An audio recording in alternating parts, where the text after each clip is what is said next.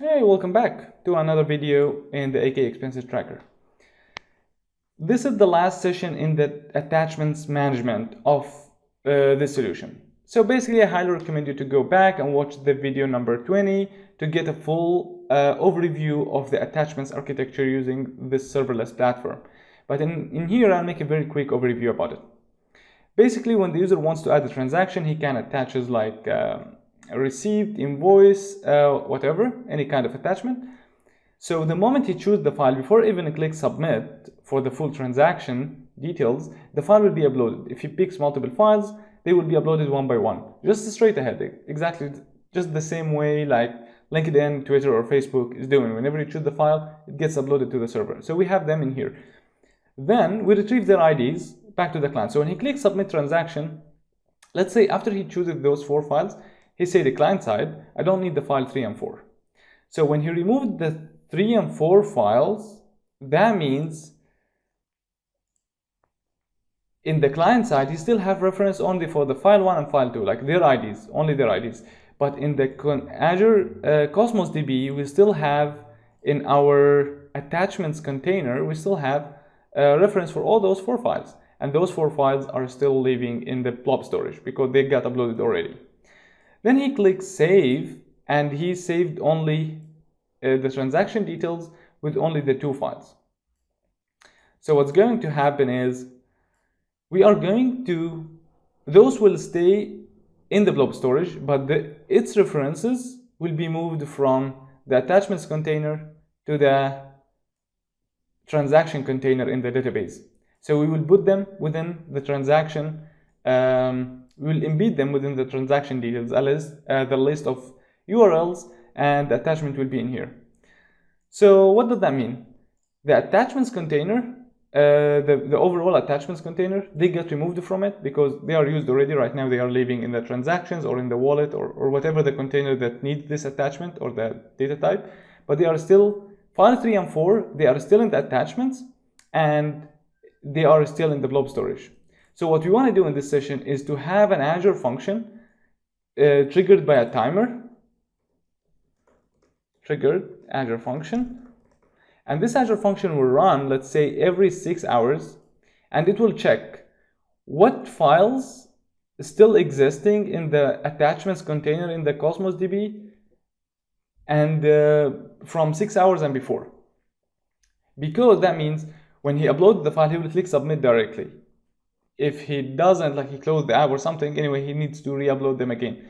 So any files is not getting used within this period of time. You can run it once a day, twice a day, but we are going to make it like 4 times a day, every 6 hours, just to keep like in case your app gets massively huge and you have a lot of customers and they are uploading a bunch of files.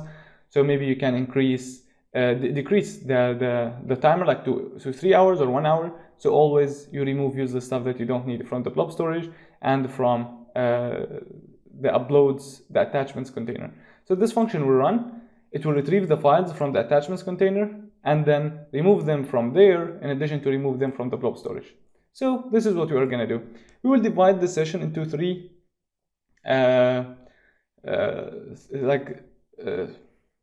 operations. First, we are going to retrieve the files from the Cosmos DB, the attachments, then remove them from the blob storage and the Cosmos DB at the end. So let's start doing that.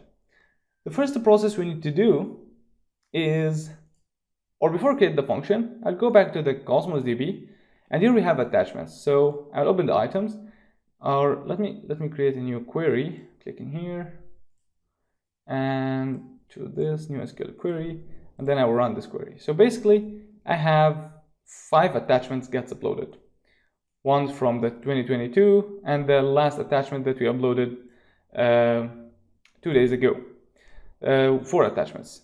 So basically, those files haven't been used in the wallet. So basically, we need to remove them. But select star from the container will retrieve everything. But this is what we don't want. We need the files only that had the uploading date older than 6 hours ago. So to achieve that, basically we can say where.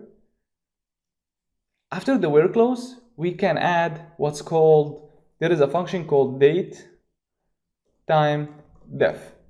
This function retrieves the difference between 2 dates and it retrieves to you like basically a part. Like what do you want the difference to be, in years, in hours, in seconds, in minutes? We need it to be in hours. So it takes the first parameter, the part we want to retrieve, then takes the first date or the old date, which is c.uploading date, which is this property, and we need to compare it with the get current date time. This one is the method that retrieves like the difference between now and the upload date.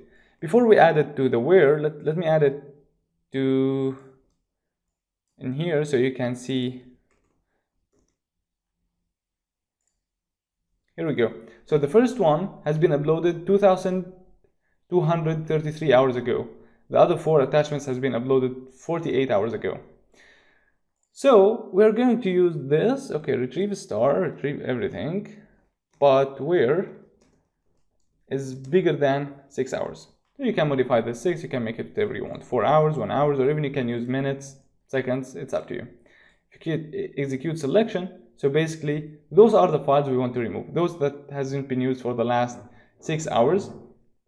And if we say like more than 50 hours, because we have a couple of files, so we will have only one file. So this is the query we are going to use to basically retrieve the file that we don't want to use. So okay, I'll take it, go to Visual Studio, and then open the server.data project interface, attachment repo.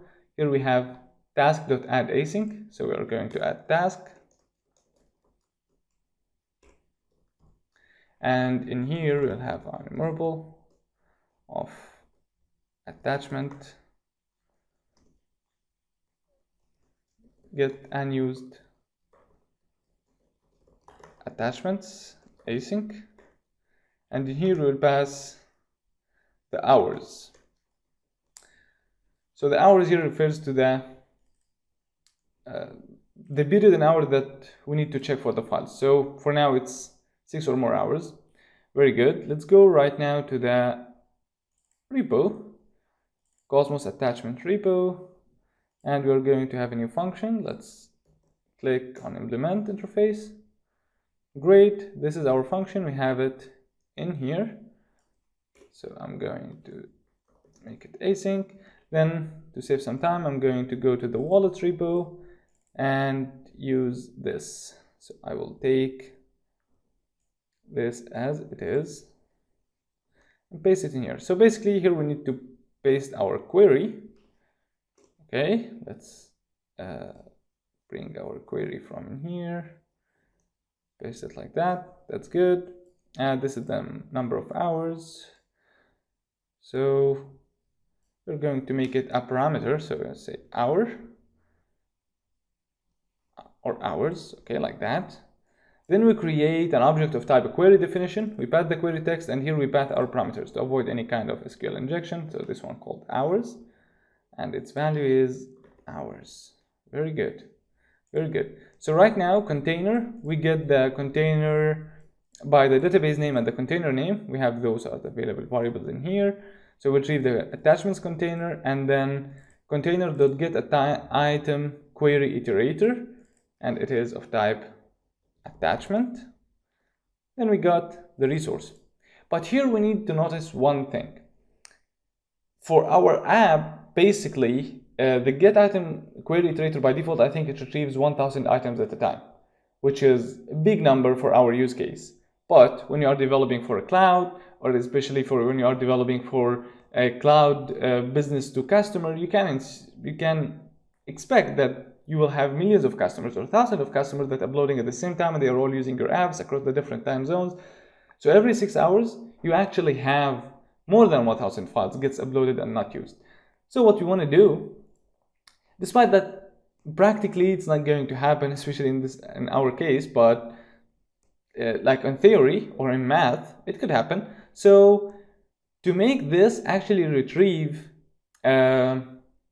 all the items, even if they are more than 1,000, we need to check result has what's called continuation token. So the continuation token actually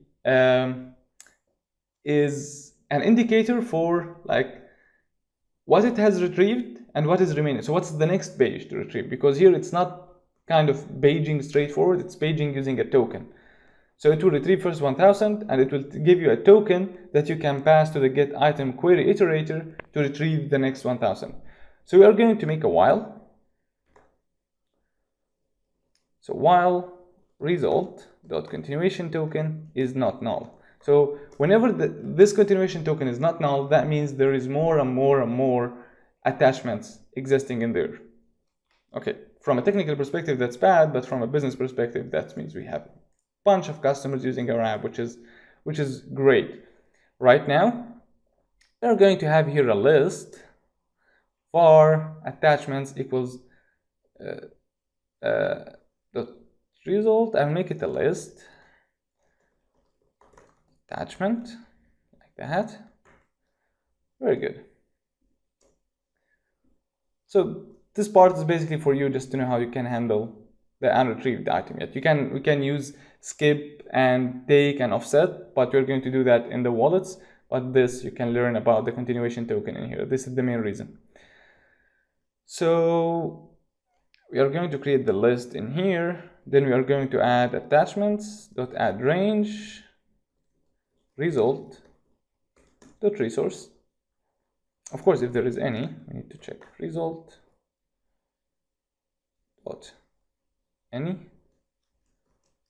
So add them.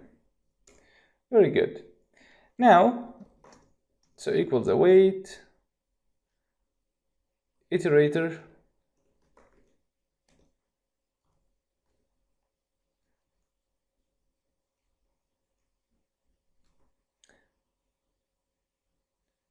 sorry, we need to, before the result, we need to copy this code in here, paste it in here, but in addition to that, I'm going to pass for it the continuation token.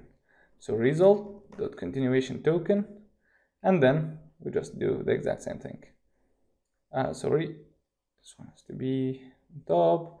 And finally, we call the get result again one more time. We just make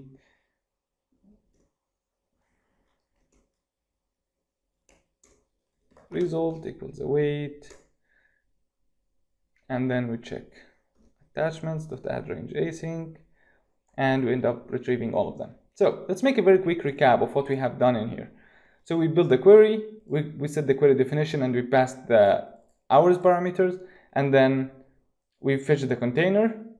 Then we get the iterator for the first one. Of course, here the continuation token is null because we didn't pass it and it is null by default. So that means retrieve the first set. And when it retrieves the first set, we call the read next async. So it retrieves the first set. We add them into a list. We create a new list and we add the fetched data into this. And before we add them, oh, sorry, I need to remove this because I'm checking in here. If there is any result, add them.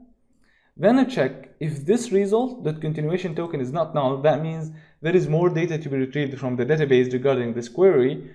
So get the iterator again, but starting from that continuation token, and then call read next async to fetch the next iteration of data and add them to the attachments list, and keep doing that until you fetch all of them, until this continuation token is null.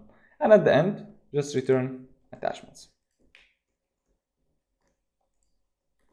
That's actually all what we want to do. So right now we have get unused attachments async ready to be used. We are going to test that in the next session when we create the function. Right now in the next part, we are going just to implement the remove method, just to keep this session as short as possible. The remove method, then the next one we are going to create the function. So thank you so much for watching, and see you in the next one.